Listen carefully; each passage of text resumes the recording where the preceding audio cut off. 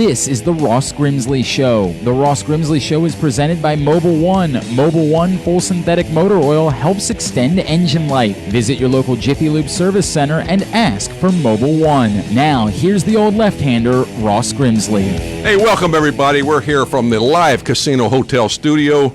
Joining me is Kyle Ottenheimer. Got it. You got it. I took the P's out, put the T's in. You got it this time. I think it was my southern accent last weekend. It was just, we heard it wrong. I think I might have doctored the audio anyway. I was thinking it didn't come out that way. I think I removed that portion regardless. So, time will never know what happened. How was your weekend? It was good. How was your week? Went by, I think it went by kind of slow last week, but we're back, and then this weekend was too fast, but ultimately I'm going to Cape May. Oh, good. With some buddies. We do it every year. It was only 300 degrees the last week. Right? Gee, it's supposed to get down to 70-something, I think, later in the week when I'm gone. But we went down. I had a crab feast down in Easton. Maryland tradition? They got them out of the river, big crabs, but a great time. We did Baltimore cruise. We go to do a cruise every January. Where's the destination? The Caribbean. We've done it 13 years. Wow. Elrod Hendricks started this. Oh, wow. And they changed it to the Baltimore baseball cruise. I went to the Elrod Hendricks baseball camp. Did you? For multiple years. Probably had a good time, too. I absolutely did. Elrod's great. Was a great guy. But that reminds us of Costa's Inn. Can't beat it. Yeah, you can't get any better crabs. 4100 North Point Boulevard, they're known far and wide for their great steamed crabs and crab cakes. Their nightly specials include crab cake night on Mondays, rib night on Tuesdays, steak night on Wednesdays, and lobster night on Thursdays. Steak night on Wednesdays, you get a bottle of wine for half price. Can't beat that. Check out CostasInn.com and find out more. They'll ship those Costa crab cakes anywhere in the United States. Which is something that were you a crab guy before you were an Oriole? Oh, no. I never saw them.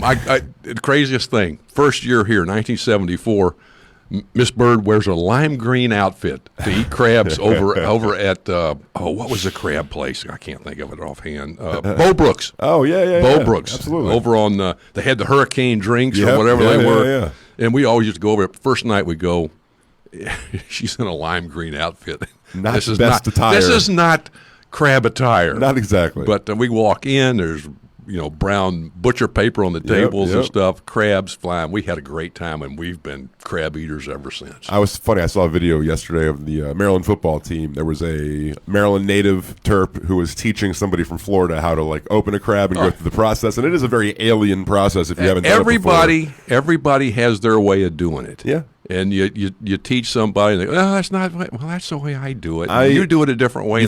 I like a warning if the person sitting next to me is one of the people who decides that all you need is a mallet. No. Some people don't even use a mallet. Yeah, I know. I'm going, you can, and look, just the splatter is one thing. No, I know. I just want to be a little bit aware of you got to get the splatter shield on. The Orioles pitchers need a splatter shield. I know.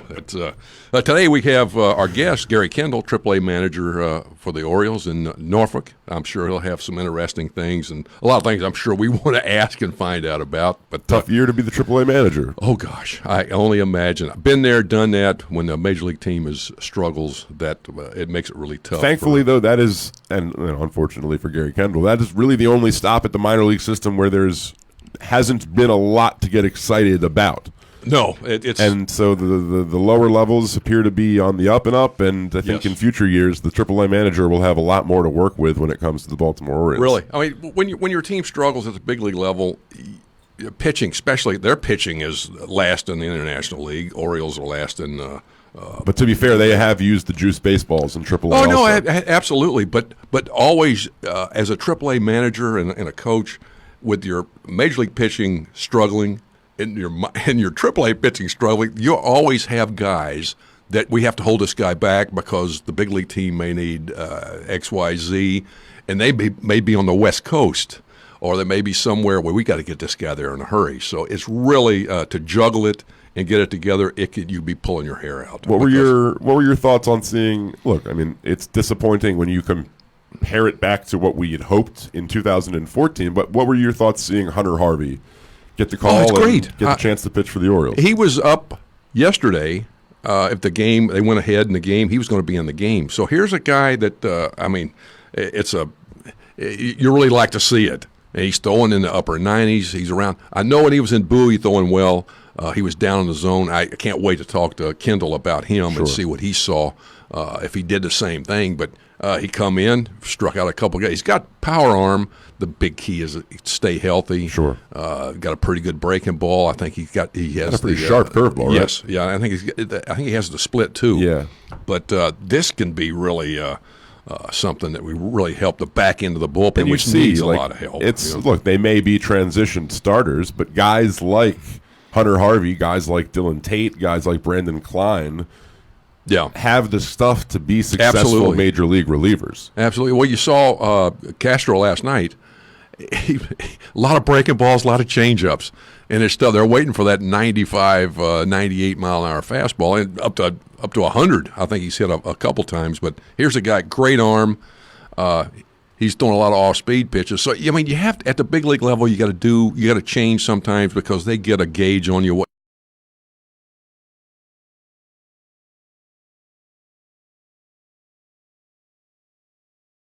stuff you have, at that particular night. How, when you see, like, Aaron Sanchez is a guy who was traded from the Blue Jays to the Astros. Right.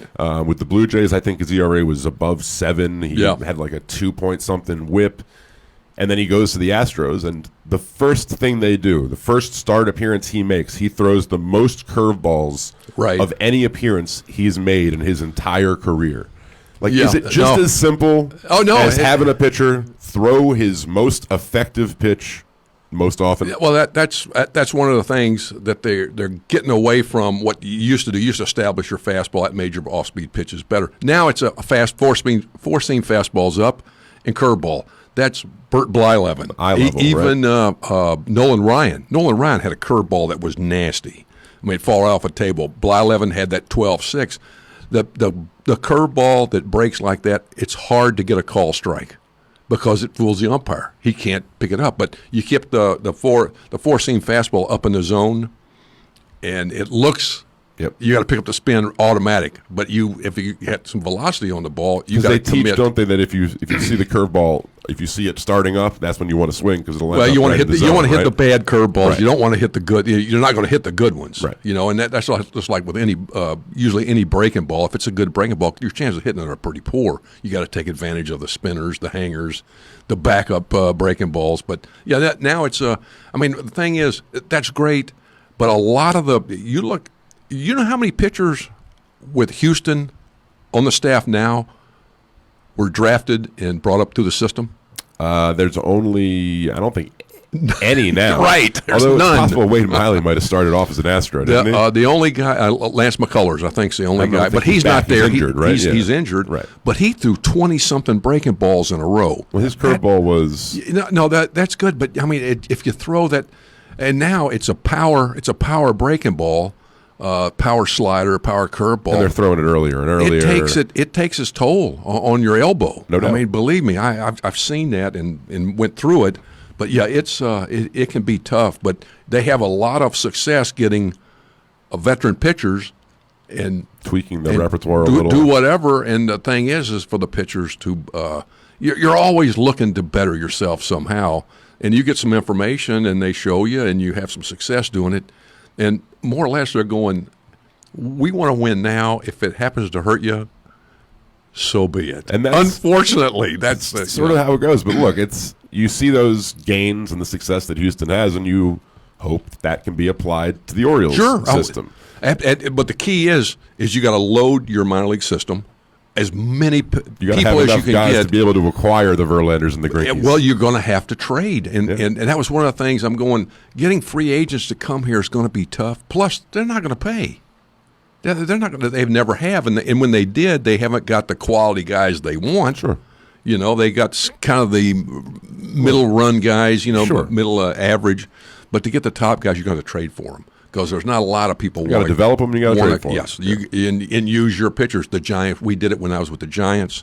They drafted a lot of pitchers, and when you needed something, you drafted you sent your pitchers. You traded them minor league pitchers for big league players, and that's kind of what Houston's doing, and that's probably what the Orioles will have to do because they're not going to be able to get free agents. Small market, and then it's Camden Yards. Right? You got it. You got it.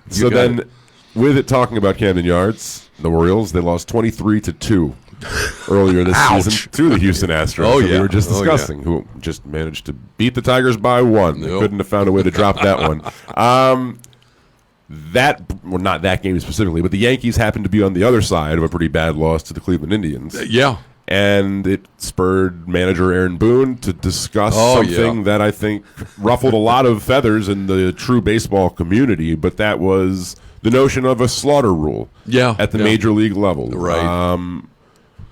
Look, I mean, it happens in Little League. That's Sure. the only time that it really happens in baseball that we can think of. But what are your thoughts on the notion of, look, we're not talking about ending it in the 5th, right, or the 6th even, or even the 7th, right? But let's say a game is at, and Glenn and I had this discussion, and I was pretty stark against the notion from the get-go because I'm a believer that baseball is supposed to be a 9-inning game, right? Right, And, exactly. But if a game's a 15-run game in the 8th, and you as a player, do you want to finish that game? Whichever side you're on, the winning side or the losing side. No, I mean it is what it is. Obviously, and you watch games, and in the past, for almost 50 years being in it or around it somehow or another, you can watch games and know. And I've said it many times. We're not out of this game. We're down by 10 runs. It's the 7th inning, but we're not out of this game because I know what they have in the bullpen. Sure. I know what they're going to bring in. I know what these guys are capable of doing, and vice versa. You get that feeling, and a lot of times you're right, or you're just almost. You get close. So as far as they're trying to do so much to change the game with some of these things and some of the rules, and just like we were talking about with the Bob Nightingale wrote an article. And about the game as it is now. I mean, the game's the same. It's being played different. You're 90 feet, 60 feet, 6 inches. Everything's the constants resembling the game are there. But trying to change it, and that's one thing. A slaughter rule. I'm going. You know what? Get better pitchers. And look, by the way, I did a lot of research combing through more or less every team's schedule who I thought would have been likely to have beaten a team by a lot, and a team that would have likely to have been beaten by a lot. Right. There were only 8 instances that I could find this season where a game was decided by 15 or more runs. Sure. It's tough to score 15 runs as is. It's tough to hold a team to fewer than 3 runs. So, it's rare. Right?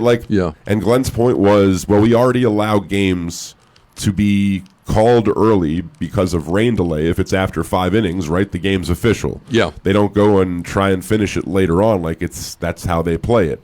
And I was like, well, it's natural. You can't plan for that, right? You kind of, weather is weather. Oh, yeah. But he's right to an extent, right? There is an instance where baseball guys, true baseball people, accept the fact that a game's not going to be 9 innings.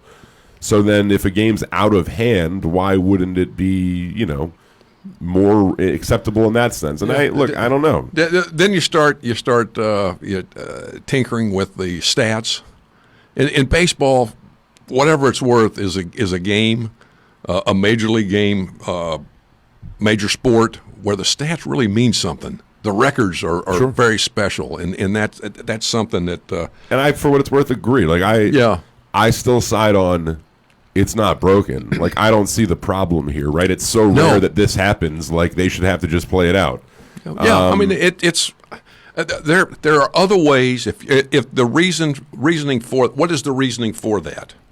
I don't know the reasoning I don't for think it. It's a solution, right? I mean, if you're trying to speed the game up, there's other ways to do that.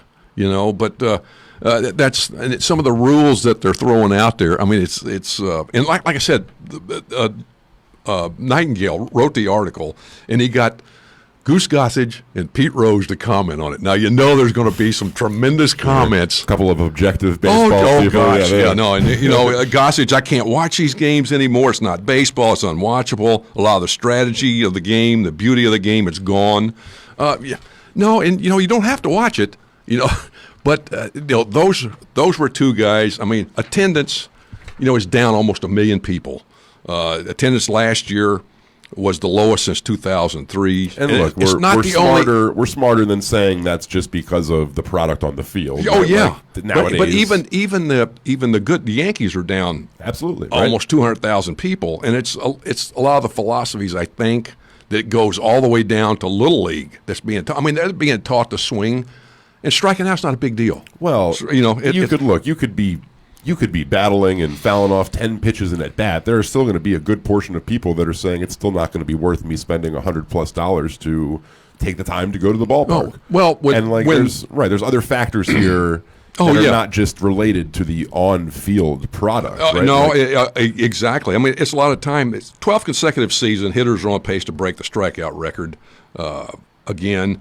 36% of all plate appearances result in a strikeout, home run, walk, or hit by pitch. There's a lot of dead time in there. Sure. Anywhere from 4 to 7 minutes. Well, especially for the players on the field. Yeah. Here's a Rose comment. We're seeing all kind of guys hit home runs, but they can't hit.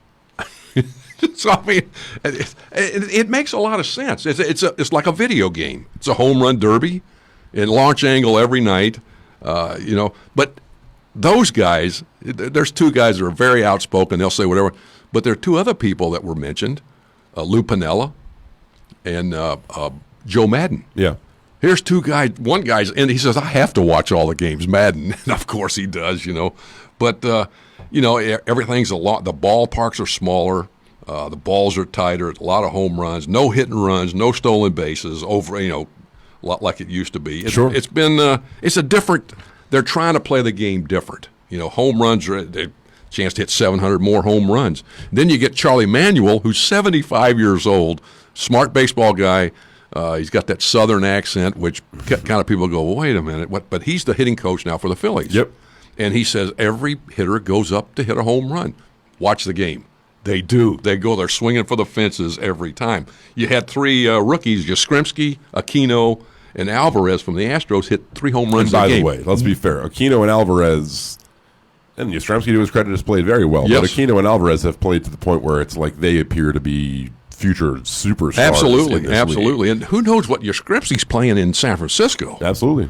And 28 years old. Bochy moved him to the leadoff spot because he liked his patience and his power. Look, that is a head-scratcher for Orioles fans. It's justified to think, why wouldn't they have given him a shot at some point just to give it a go in the outfield here at Camden Yards? Oh no, really. But, congratulations to him. We're happy to see him succeed because he's a really great person. Absolutely. And one of the things, with the new generation of executive scouts, coaches that are getting a foothold in the Major League in sports, the baseball experience or lack of has become a major concern for those who spent nearly their whole lives in the game.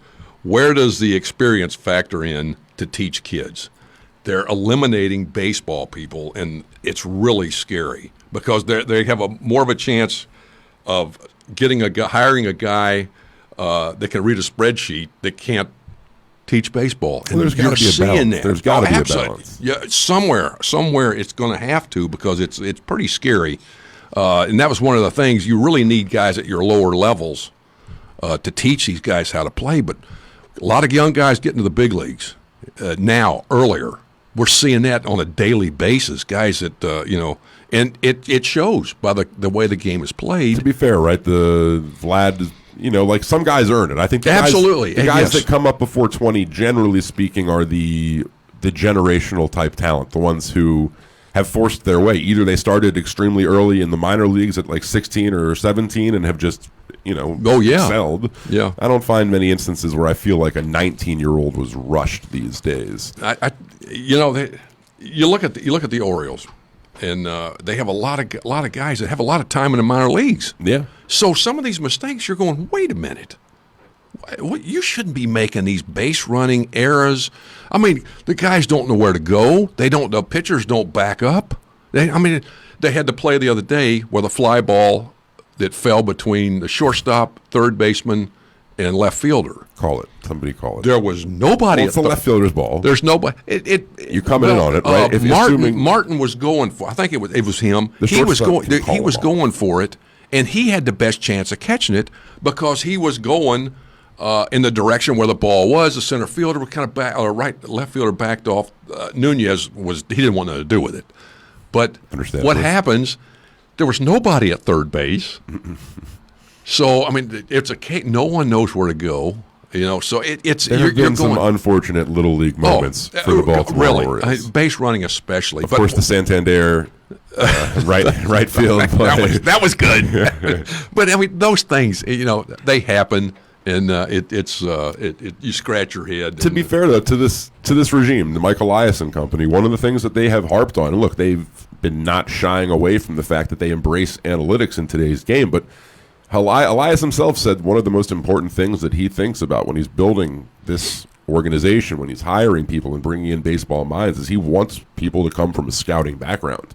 Oh, yeah. He wants these people to understand the game and not neglect and ignore what it is you're talking about, right? Like baseball minds. You got to have baseball people, because it's not all analytics, because a lot of it is just the makeup of a player. I listened to Tony La Russa, Saul Weaver, Saul Sparky. They did analytics not with a computer. Right. They knew where guys hit the ball. They knew in counts. They knew what a left-hander did in this particular situation. They knew what the right. The players knew what they were going to do. They didn't have to look at a card. They knew, because they knew the pitchers. If you could hit a spot consistently, they knew where to play, and they knew where. I saw this. I hadn't seen this in a long time. Mancini actually moved last night at first base in a direction where he thought the guy was going to hit the ball. You don't see that. You don't see people anticipating where the ball's. And you mean when the pitch was being thrown? The pitch was being delivered. Right. It's going into the hitting zone. He starts moving one way. I think he broke towards the first base side. If sometimes it works. Most of the time it works, but they don't do it now. And I think a lot of it's because the pitchers don't hit their target as often. And it's easy. I mean, I know when I came over from the Reds and I would throw a pitch and it was where it was supposed to be, and the guy hit it sharp, and I'm going, there's a bait. Turn around, some guy's feeling it. Belanger's feeling it. Brooksy's feeling it. They anticipate. Well, it's hard to square up and pull a pitch you throw on the outside portion of the plate, right? Yes, absolutely. And that's one of the things you don't see guys going side to side. You see more guys either down or up in the zone. I think that was one of the things we saw. Some Brocail and the Orioles was harping on with a discussion, I think with Roccabaco, about the struggles from the major league club and how they're afraid to pitch inside. Absolutely. But they're afraid they're going to hit somebody, and you can't. I mean, you pitch in to get a guy to swing. You pitch in to set up the ball away. Now, if the ball, you pitch up around the head or the neck. You're not trying to hit him. You're trying to move him off the plate. You're trying to show that I will throw the ball inside. A lot of pitchers have trouble throwing the ball inside, and you throw inside basically for effect unless the guy has trouble hitting the ball inside. But once they see that you'll throw the ball in, they're not going to lean out and hit that ball down and away as often. They're not going to take chance because you may do it. Right. And there are times in the count when you can do this, but a lot of guys don't have the confidence or the command to do that. That's one of the problems, And you see it. There's more hit batters now than ever before, because they know they have to pitch in, but they don't have the confidence to do it, and they don't want to get hurt, so they pitch too far in. They just don't have the confidence to do it and be successful and set up things. But and we've watched it, the road trip. With the O's went to New York and Boston. That was not pretty. No, that was not pretty. 0-7. They were outscored. 59-33. And then making matters all the worse, right? They didn't gain much ground on the Tigers. Tigers were over there losing up in Detroit, so it's not like it was losing for a purpose. The O's have allowed 800 runs in 124 innings. That's 6.4 runs a game, most in franchise in 80 years. The St. Louis Browns did it in 1939, allowing 6.6. I don't need to be a math major to know that's a 6.4 ERA, and that's not good. 38 of the 85 losses have been blowouts. Last year, 35 blowout losses in 115 games. To be fair, last year they were trying to win. And they're trying to win here too. They're trying to win, but it's Oriole pitchers now have given up 257 home runs, one short of the all-time record. They're right around there. It's a matter of days. But the other thing. Gosman had the immaculate inning. He's his third time he's done it now. His second time. Well, second in the big leagues. He did it once also in the minor leagues. Yeah. There's 7. I mean, Koufax done it 3 times, but only 7 pitchers have ever done that. And he did it. Gosman did it out of the bullpen. He struck out 6 guys in he's got in 2 innings. The stuff. Everyone knows he's a bullpen guy. Right. I keep saying that. I think he's a guy that can give a 7th, 8th inning. Because I don't know, and if he's got that split working, he could be a guy that could shut you down. But no doubt. You got immaculate inning. Greinke won his 200th game. He's only 2 other pitchers, Verlander and Sabathia. They're not 2 bad, other pitchers. No, guys. Puig. He did that. They're doing stuff they see in the little league now, in the big league. He did that squat. Yeah. He ended up striking out, but he did it. Well, you'd hope major league pitchers can hit the strike zone for that. He did become American citizen. Congrats to him. Great, and he went yesterday. He went to camp for children with cancer. He's a good guy. He's still a child. No doubt. He needs to mature a little bit. Right. He definitely has a good heart, I think. All right, we're going to take our break. On the other side, we're going to chat with Norfolk Tides manager Gary Kendall on this week's edition of the Ross Grimsley Show here from the Live Casino Hotel Studio at Pressbox. Baltimore's favorite bar is just 771 feet from home plate at Camden Yards. Sliders Bar and Grill is at 504 Washington Boulevard, just steps away from Camden Yards. It's the perfect sports bar for every season. This is the perfect time to book your private party or take the office to lunch. Feeding clients, take them to Baltimore's neighborhood sports bar, Sliders, for great food and drinks with some local atmosphere. You can book your private event on the 2nd floor or on the outside patio, both overlooking the best stadium in baseball. See all of Sliders' daily specials or book your party at slidersbaltimore.com. Sliders, Baltimore's neighborhood sports bar. Visit them today. Check out Costa's Inn at 4100 North Point Boulevard. They're known far and wide for their great steamed crabs and crab cakes. And their nightly specials also include crab cake night on Monday, rib night on Tuesday, steak night on Wednesdays with a half-price bottle of wine, and lobster night on Thursdays. Check out costasinn.com to find out more. And the delicious crab cakes are shipped anywhere.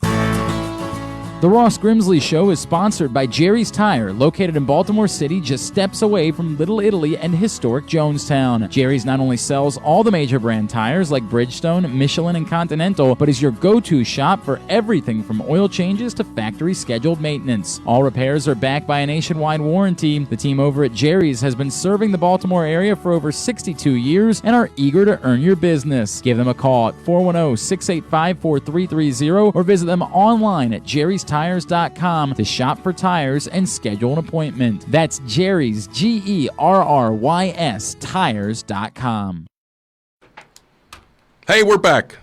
Let me tell you about Mobil 1 synthetic oil. It's motor oil that helps extend your engine life. Visit your local Jiffy Lube service center and ask for Mobil 1. All right. We have Mr. Kendall on here. Gary, are you on there with it, babe? Yes, I am. How you doing, man? Doing all right. Hey, doing all right. We were talking a little bit, about being a AAA manager. I know this is your first year, and with the big league team struggling pitching-wise especially, and I know you guys in AAA have struggled a little bit with your pitching situation. I don't think people understand at the AAA level what you have to go through as a manager, as a coach, to juggle that pitching staff, because the big league can call any time, we need a pitcher. Don't pitch him. Yeah. I'm sure that's happened to you quite a bit this year, hasn't it? Yeah, it happened last night, actually, but and the night before that. But, no, it's you know what? Our main job is to get guys ready, and unfortunately, sometimes, we haven't got those guys to go up there and stick on that roster up there and been able to contribute over a length of time, which is kind of unfortunate. Hopefully, as we continue to develop guys, that they'll be able to do that. But, you see it around the league, and as you mentioned, in AAA, you get those nights where your big league club gets roughed up, and sometimes they call right before the game within an hour, and they scratch your starter, and they'll freeze a couple of your bullpen guys where you can't use them. And usually they're your freshest guys, so they leave you with the 1 or 2 inning guys that you used up last night. So you gotta piece it together. It's a challenge, but it's what's unique about it, and because you've done it, is it's a puzzle that you gotta try to figure out every day. and just to work through it. And at the end of the day, and sometimes you're looking, if the score's not in your favor, to cover 8 innings if you're on the road. Yeah. And not to try to pitch a position player and to try to be as respectable as possible. But sometimes, in a win like last night, where we got 6 innings out of Shepard, and, Tate came in and got 2 innings, and Taylor Scott came in and got a big save for us, and we beat a good Brave team last night. So there's nights like that where development, it makes it all rewarding. Really, I tell you, well, you've had a couple streaks where you've won 5 games in a row. I guess this is the last month, and then you've had a couple of streaks where you win 5 in a row, then you lose 4 in a row. Yeah, it's really frustrating. I know how it is.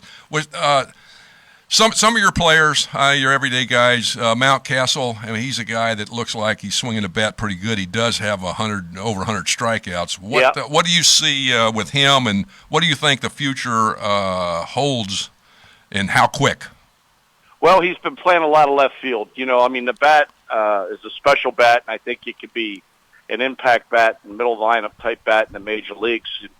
The biggest thing with him is getting pitches to hit. Not saying to lack aggression, but to be a little bit more selective and not get himself out. Because if you don't swing at strikes, they won't give you strikes. And the strikeouts, they bother me, but I think with power, I think you're going to have your swings and misses. But it's more so about getting better pitches to hit, having to count more in his favor instead of maybe chasing earlier in counts. But I think each year, I've seen this guy since he was a rookie several years ago in the Instruction League, and how he's developed from last year to this year. And I know this is the year of the flight with the baseball, but he hasn't hit too many cheapies. Right. You know what I mean? And so I think this guy's got a chance to have a high average bat with some power, and I think there's some RBI production. He don't move bad. We have him a lot in left field right now, and that's a position that I think he's going to be able to take to. And I just think he needs innings, and it's kind of a unique year for him because I'd love to see him play somewhere this winter and get some innings under his belt instead of, trying to figure out left field where you're never getting a proper spin. You're not getting a lot of backspin in left field. So the ball's always shaping away from you. And to learn how to play at a AAA and the big leagues. So, I know we tried it with Christian Walker, and Mancini has been, going out there and giving it his best. And so it's not an easy thing to do. Right. So the more you can play out there, the better. But first base is okay. It was coming along, but certainly his offense leads his defense, but he's willing to put the work in, and he's getting better in the outfield. Do you think he's more of a first baseman than an outfielder? I think he's more of an outfielder personally. Yeah. Okay. I think with work, his arm plays better out there. Not that it played bad at first; it played better at first than it did on the left side of the diamond, but. I like his accuracy. He just needs to get behind throws. He needs to get his feet together a little bit. He needs a lot of work on coming through the ball a little bit and charging the ball and how to handle his body, Yeah. Well, it looks like center field is an issue for the Orioles right now, and I know you got Mullins down there. How has he been doing of late? Because like I said... Well, Mullins is in Bowie. We have Hayes in center here. Right. Hayes is in center, and Mason Williams. We actually have 2 guys that are pretty equipped to play center field. Mason has played it some, and we've kind of given a little bit of a mixture just so they both can touch it once in a while. But Austin's a guy who's very aggressive. His routes have been improved from a year ago when he played it for me in Bowie. He's certainly got a good, accurate throwing arm. A plus arm. He's got an above-average arm, which is sometimes rare today in outfielders. Yeah. So that's a big plus. But here's a guy who plays with a lot of aggression in the outfield. Decision-making, when to pull off into a single, don't overplay a ball. But I think, what I see in Austin is a guy that when he does make a mistake, he doesn't make that mistake again, which is a really good thing. And so I see him progressing and maturing as a center fielder. It's a guy with a lot of power. Again, I'd like to see him get his hands on the ball a little bit more as far as hitting the baseball. and eliminate some strikeouts. We got to move the baseball, and it's kind of a trend in how baseball is today. And I'm not saying that's what those two players, Mountcastle and Hayes, are about, but putting your bat on a baseball today is something that I think is needed. I mean, so many games can be won just by contact. And Austin's a strong guy, and I think that's something he needs to improve upon. But he's got some power. He's driving the ball better the other way. So Mason Williams has been a delight this year. I mean, he's a guy that has some big league time and can move around. He leads the International League in assists with like 13. But he's a good defender. He can steal a base. So he's a nice piece there for us. Yeah. Okay. Well, let's talk about the Achilles heel. Yeah. The pitching. Uh-huh. So how I know you got Aiken down there, and he's a big name. It's mentioned a lot. His numbers don't. I mean, he's got a lot of strikeouts, but looks like the walks are up a little bit. Yeah. What do you see there? Well, the walks are up really kind of, and this is kind of the way our pitch and development program, which is not teaching guys certainly to walk guys, but we're teaching guys to throw secondary pitches possibly in counts where, let's say, a 3-2 slider or a 3-2 changeup. That's where I think. Right. So in a way, I'm not saying I like walks or I want walks, but if he can learn to pitch and pitch like you used to, and not be afraid to throw a 3-2 changeup, that's what's needed, especially in today's game of the power and the ballparks, the way they're shaped, and the home runs flying out of here. So actually, sometimes his development, the numbers don't correlate with his development. I think he's developed into a much more improved pitcher from a year ago. Last year, he was predominantly all heaters. He would go through games where he was 85% fastballs. Right. And he wasn't developing his changeup, which is now his best pitch, or his breaking ball. And now, to me, even though to me, an ERA in the International League, if you're in your 4s or low 5s, it's pretty doggone good this year. Really, just about anywhere. So the strikeouts are a result of his development of pitches, but so is his walks. Because I can give you, if he has 3 walks in a ball game, 2 of them are a 3-2 changeup that just missed. Yeah. Which was a great pitch. And I tell you, when he gets that, it's going to be 2 more strikeouts and 2 less walks. So I'm all on board for that because that's what we're down here to do is develop. Right. Yeah, Gary, you think he's a call-up? That's not my me to say. I tell you, he's got as much stuff as anybody that we've sent up there. Yeah. Right. As far as, I guess you got Klein is there that has got a good arm. Yacobonis, good arm. Yacobonis, to me, is just a guy that he just can't harness it. He overthrows. He looks really sharp for a hitter or two, and then just things cave in. So, I just want our bullpen, we were running a streak, Ross, where we had about 55 innings of unearned baseball. I mean, we gave up an unearned run up in our getaway game up there in Syracuse, and last night they got 2 on Tata in our bullpen, but our bullpen has been really responding. We signed a kid named Hunter Savanka we had in camp a couple years ago that can really pitch, and he's been a mainstay. And Tanner Scott's really throwing the ball good down here. Yeah. And he's still a young guy, and we're hoping that really clicks and he can go up and repeat outing after outing, because I think what it does, you get a special arm there. You got a guy throwing mid-90s with a quality slider, and it's command, and hopefully that's something that can improve. I don't think he'll ever have excellent command, but if you're throwing 95, 96, and you got Frenchy command, and you could throw a good slider that's got it's an easy 95, 96, and when he doesn't try, and then all of a sudden he's kind of similar. Things will go along real smooth, and then all of a sudden, whammo, he loses it, and he could throw the ball up over the backstop. But his breaking ball's improved tremendously. It's just to be able to repeat quality pitches, and that's obviously what a lot of the guys you haven't seen. And pitching in Camden Yards can be really tough and affect probably. Those guys ever say anything about pitching there? No, not much. I mean, they just talk about, what I hear mentioned, we just played Syracuse. Donnie Hart was on the Syracuse ball club. and they talk about pitching in the American League East. Yeah. And even though, I mean, you know, going out to the West Coast, those lineups with Trout and with the Angels, they're not chopped liver. Right. But when you're pitching, let's say you're running into a series where you're going to play Tampa, Boston, and New York, I mean, it's relentless. Oh, yeah. And you cannot make mistakes, especially in a ballpark, which I think is a hitter-friendly ballpark in Camden. And then you go to Fenway, and you can't make mistakes. No, Yankee Stadium is another launching pad as well. You know, Hey, which is to your credit when you pitched and how the pitching staffs that you were on and how you pitched in those ballparks. It's amazing. Oh, it really is. Yeah. Gary, how happy were you to see the progression and eventually the call-up from Hunter Harvey? Oh, that was outstanding. That was really nice. I mean, unfortunately, we had to do it by phone because of the timing of it. It was late at night. But, you know, having him a year ago and kind of he was in the rotation and, you know, he was having to, I think, try to spread his stuff out, cover innings, and he just didn't look as comfortable.